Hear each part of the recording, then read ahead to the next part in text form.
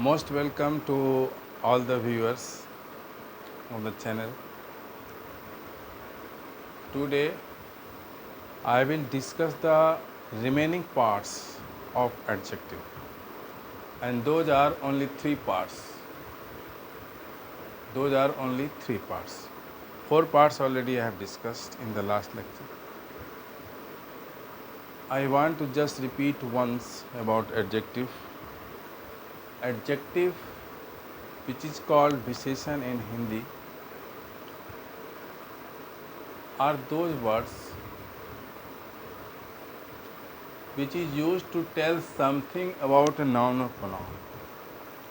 Basically, adjective are those words used to tell something about a noun or pronoun. Something means either it will tell merit or demerits. For example, I have taken here Ravi is intelligent. Ravi तेज है, तो रवि के बारे में बताता है कैसा है, तो तेज है. सी इज लुकिंग अगली, वो अगली लग रही है. इसको हमने दूसरे तरीके से भी बोला है. Adjectives are used with a noun और pronoun to add something with that. उसमें कुछ जोड़ता, ऐड कर देता. उसी के बारे में कुछ बोलेगा और क्या बोलेगा. फोर पार्ट ऑलरेडी मैं क्लियर कर चुका हूँ. रेस्ट थ्री पार्ट्स जो बचे हुए थे उसको अभी करेंगे. फोर के बाद फिफ्थ पार्ट जो आता हुआ है possessive adjective. Possessive, it tells about ownership. Ownership मतलब मालिकाना कहें, जो कहें, स्वामित्व कहें, ये ऑनरशिप के बारे में बताता है. ये मेरा है, वो उसका, इस तरह की जो बात करते हैं. जैसे फॉर एग्जाम्पल हमने लिया है this is my book. This is my book. Here my is possessive adjective. My बताता है बुक किसका है, तो मेरा है. अधिकार का बोध कराता है. इसी सेंटेंस को दूसरे फॉर्म में हम लिख सकते हैं this book is mine. Sense दोनों का सेम है. This is my book and this book is mine. यह मेरा बुक है, यह बुक है मेरी. अब यहाँ थोड़ा सा समझना है. दिस इज़ माई बुक में माई क्या है, पॉजेसिव एडजेक्टिव है, और दिस क्या है, डेमोन्स्ट्रेटिव प्रोनाउन है. पहले आप पढ़ चुके हैं. इसी को दूसरे ढंग से लिखा हमने. सेंस तो सेम है.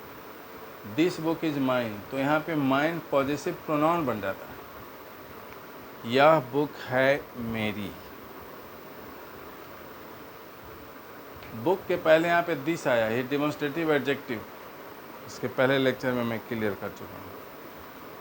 सबसे बड़ी बात, एडजेक्टिव को पहचानने का एक छोटा सा तरीका, अगर ये आता है तो जनरली नाउन के पहले आता है. जैसे माई बुक, दिस बुक. तो माई बुक में चूँकि अधिकार बताता है इसलिए पॉजिटिव एडजेक्टिव हुआ, और दिस बुक में नज़दीक या दूर की बात होती है, डिमॉन्स्ट्रेट, जस्ट इंडिकेशन. तो दिस डेमोन्स्ट्रेटिव एडजेक्टिव है. ये था पॉजिटिव एडजेक्टिव जो अधिकार की बात करता है. Sixth part is interrogative adjective. It is used with noun to ask questions. Simply इसके द्वारा हम क्वेश्चन पूछने का काम करते हैं. It is used with nouns to ask questions. Whose book is this. Whose यहाँ पे एडजेक्टिव है, इंटरोगेटिव एडजेक्टिव. किसकी है यह किताब. किसकी किताब है यह. दिस यहाँ पे प्रोनाउन है. Here there must be a question mark.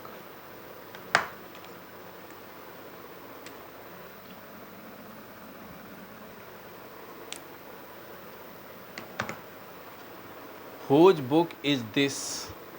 This यहाँ पे प्रोनाउन है.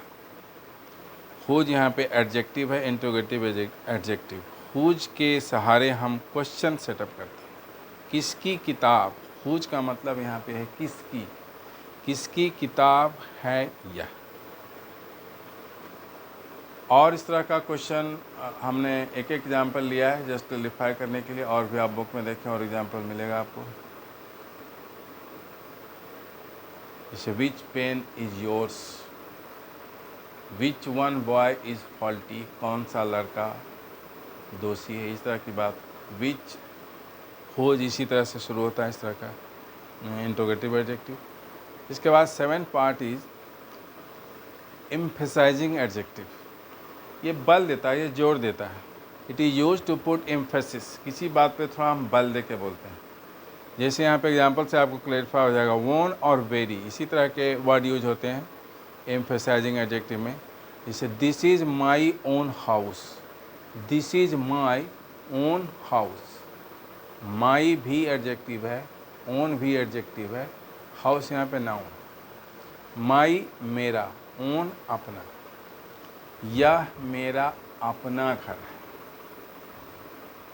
दोनों पोजीशन की बात कर रहे हैं।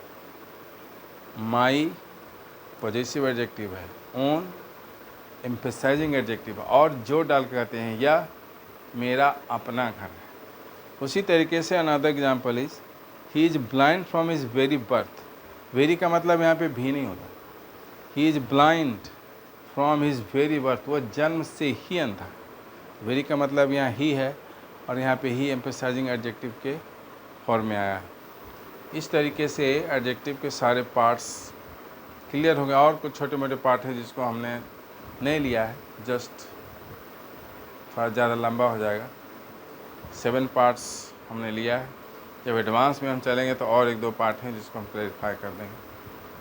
वो पार्ट्स के पार्ट्स सब हैं अलग से। इस तरीके से आपका ये एडजेक्टिव एंड इट्स पार्ट इस तरह कंप्लीट होता है। और आप बुक में इतना इसको अच्छी तरह समझें, और बुक में इसके ज़्यादा से ज़्यादा एग्जाम्पल देखें, और ख़ुद से कोशिश करें कि कौन सा एडजेक्टिव कौन है पहचानने की कोशिश करें। इस तरीके से आपका पार्ट्स ऑफ स्पीच का 3rd part, noun, pronoun and then adjective, ये फिनिश हो चुका है।